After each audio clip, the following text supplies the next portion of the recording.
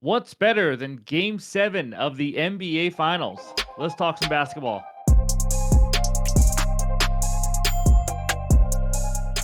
What's going on, everyone? Welcome back in to another episode for Just a Bet Outside. I am your host, Steven.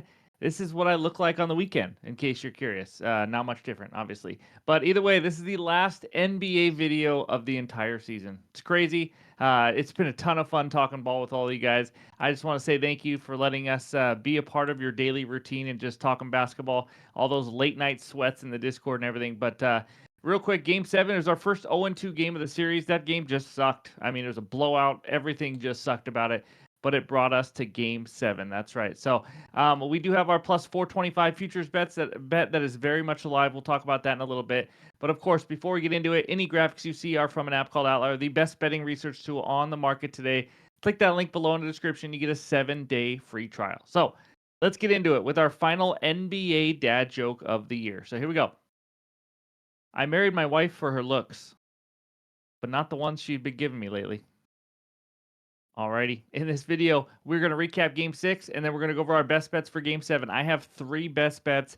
Let's end with a bang, and then, of course, we'll finish it with the recap. So hit that like button if you haven't already. Leave a comment below to help this channel continue to grow. If you're new to the channel, hit that subscribe button. Come join this awesome community. Also, Discord link is below in the description. Completely free to join. So let's get it rolling, and that means it's recap time. All right, there it is. Our first 0-2 game of the NBA Finals. SG over 1.5 steals. He just had no interest. He really didn't. The whole team didn't have interest in playing basketball, to be honest with you. That was a pathetic performance by the Thunder in Game 6 with a chance to win the title. And the second one, Siakam 18 plus, Hartenstein under 7.5. Somehow in only 16 minutes, Hartenstein scored 7. It was a bizarre game. It didn't even matter because Siakam got taken out early, blowout. I think he ended with 16. The whole game just brutal. But still, finals record 8-6. We already won our over 5.5 games finals bet, and we have one more that I hope to win. We'll talk about in just a second. But there's the overall record. Season, we won 29 units. Playoffs, not quite as dominant as we wanted to be, but obviously we can end with a 3-0 sweep and end right around even. So obviously playoffs can be a little tricky sometimes. So that's what we got for the recap. Now let's talk Game 7.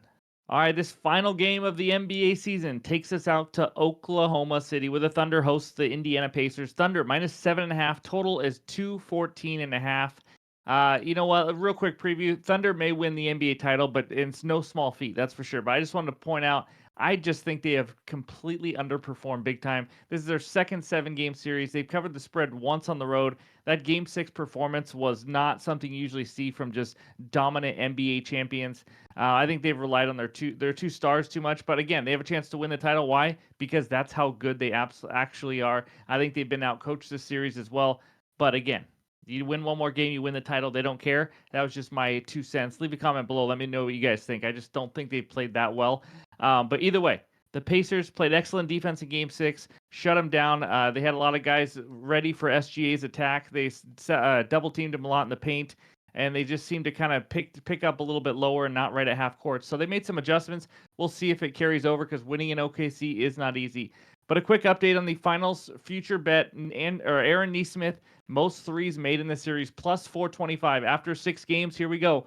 The leaders, Nesmith with 16, Dort 15, Halliburton 13, Toppin 13. Oh, baby, we are there. So not only do we need to hit our bets, we also need Nesmith to make more threes than Lou Dort, and preferably more threes than Halliburton and Toppin as well. So hopefully we can get a nice big winner there. But let's dive into it. Like I said, I got 3 best bets. The first one, not going to be a surprise. We've done it twice already, cashed twice. Thunder minus 4.5 in the first half, minus 115 on FanDuel for a half unit. Like I said, we're 2-0 in this one. I will repeat the same info. The Thunder absolutely dominate the first halves at home. They have a net rating of plus 30.8 at home in the playoffs in the first half. That's absolutely insane. They've led by 5+ points in 10 of their 12 home games at halftime, led by 8+ points also in 10 of their 12 home games. In the 3 home games this series, they led 57-45 in Game 1, 59-41 in Game 2, 59-45 in Game 5. That's right, 12, 18, and 14. And now we're getting a very small 4.5 line.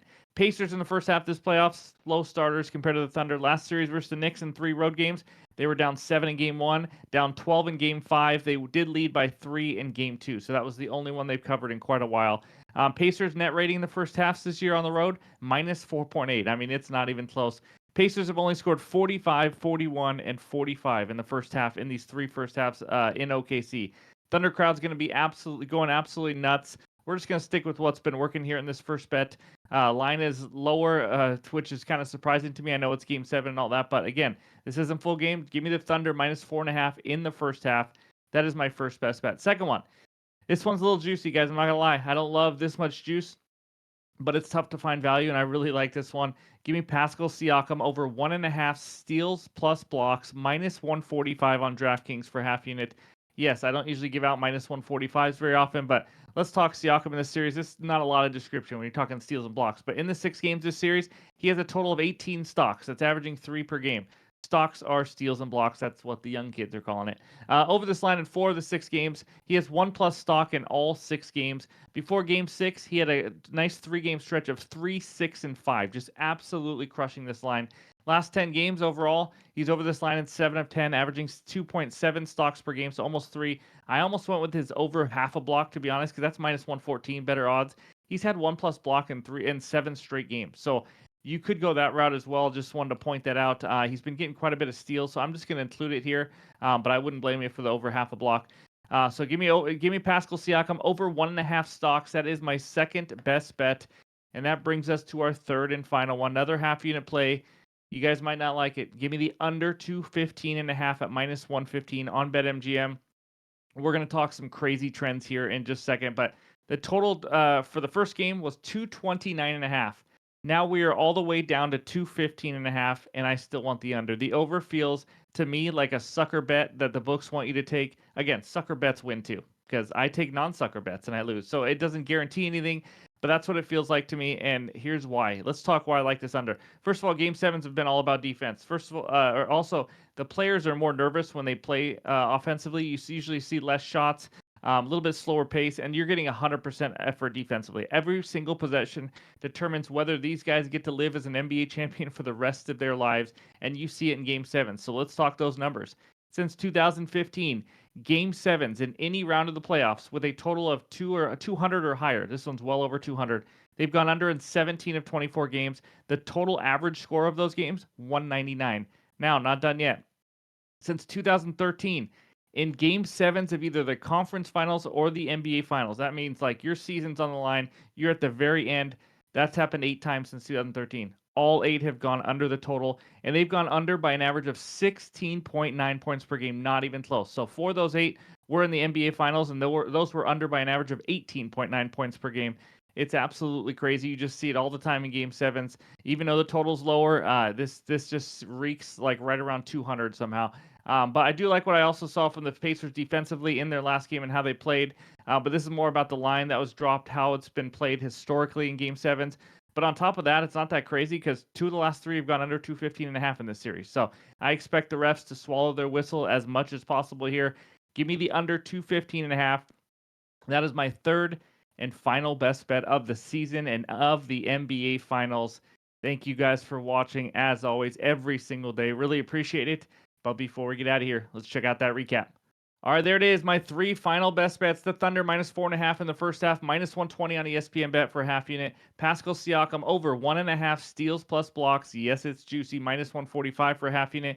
And then this third one. By the way, you saw on the slide the last time, or when we just went over this, it was 214.5. That's on DK and other books. But again, I got this at 215.5 on BetMGM. Just wanted to point that out. But that is a half unit play as well. And then let's see if we can go 2-0 on the finals future bets. It comes down to Nesmith making some threes, just making more than Dort. Really, that's all we need. So that's what we got for you, and that wraps up the NBA season. Again, cannot thank you guys enough every single day. And you know what? The next NBA season will be here before you know it. Of course, we'll be here during MLB season all summer long and the NFL coming up soon. But thank you guys for watching. As always, enjoy Game 7, and we'll talk to you soon.